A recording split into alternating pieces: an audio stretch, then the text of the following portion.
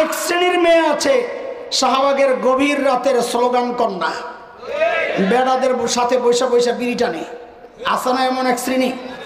ওর সামনে যদি পেশ করা হয়, মারে তোর জন্য একটা বিয়ে দেখতেছি, তো বলবে আমাকে একটু টাইম দেওয়া লাগবে, বেটার অপশনটা একটু চুজ করার সুযোগ দাও আমাকে, আমার আগেরটা ভালো হবে না এখনেরটা ভালো হবে, একটু দেখা টেকা খোঁজ খবর লয়া লই।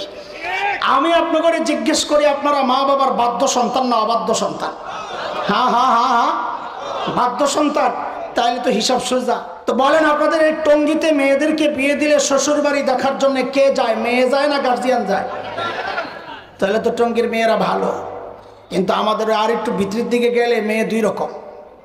এক মেয়ে হচ্ছে মা বাবার বাধ্য সন্তান, ওর সামনে বিয়ে শাদীর আলাপ হইলে ও লজ্জায় আরেক ঘরে চলে যাবে, সমবয়সী কাউকে সিনিয়র কাউকে পাঠাইয়া দিবে মা বাবার কাছে, যা আমার দেখার দরকার নাই, জানার দরকার নাই, শোনার দরকার নাই, আপনাদের ফয়সালা, আপনাদের দেখা আমার দেখা।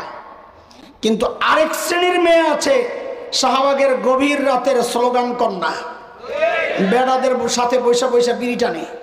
আছে না এমন এক শ্রেণী? ওর সামনে যদি পেশ করা হয়, মারে তোর জন্য একটা বিয়ে দেখতেছি, তো বলবে আমাকে একটু টাইম দেওয়া লাগবে, বেটার অপশনটা একটু চুজ করার সুযোগ দাও আমাকে, আমার আগেরটা ভালো হবে না এখনেরটা ভালো হবে, একটু দেখা টেকা খোঁজ খবর লয়া লই। আমি আপনাকে জিজ্ঞেস করি, আপনারা মা বাবার বাধ্য সন্তান না অবাধ্য সন্তান? হ্যাঁ হ্যাঁ হ্যাঁ হ্যাঁ, বাধ্য সন্তান। তাইলে তো হিসাব সোজা যে আমরা নাস্তিক মুরতাদদের জবান আল্লাহ কিয়ামত পর্যন্ত বন্ধ করে দিছেন যে না না, আমরা অন্ধবিশ্বাসী না, বরং আমরা মা বাবার বাধ্য সন্তান।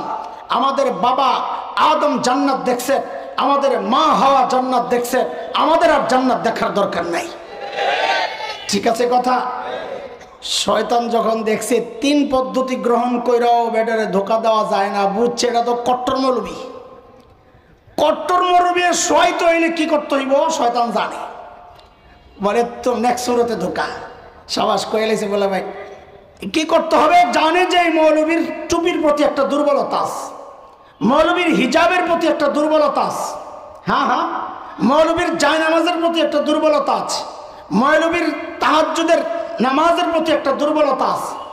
সারা জিন্দিগি হুজুরদেরকে খোসাইতে খোসাইতে ক্ষত বিক্ষত করতে করতে করতে করতে যেই না নির্বাচন আসে, দেখবেন এক শ্রেণীর শয়তান টুপি টাপি লাগায় পুরো হাসান বসরি, আরেক গ্রুপ দেখবেন হিজাব লাগায় রাবেয়া বসরিয়া। সুবহানাল্লাহ, সকালবেলা ঘুম থেকে ওইটা বলে খালি জায়নামাজ খোঁজে। আমি কি সূর্য ওঠার পর না আগে আল্লাহ জানে। আরেক পিসাব পাওয়া গেছে নারায়ণগঞ্জের, সুবহানাল্লাহ, প্রতি রাতে 80 রাকাত তাহাজ্জুদ। আমি কই হায় খোদা, কার কাছে মরে দিলাম এই পিসাব থাকতে, যে নিয়ত পাল্টামো পাল্টামো চিন্তা করতেছি, আর মধ্যে শুনি পিসাব পালায় গেছে, এখন আমি খেলুন কার লগে।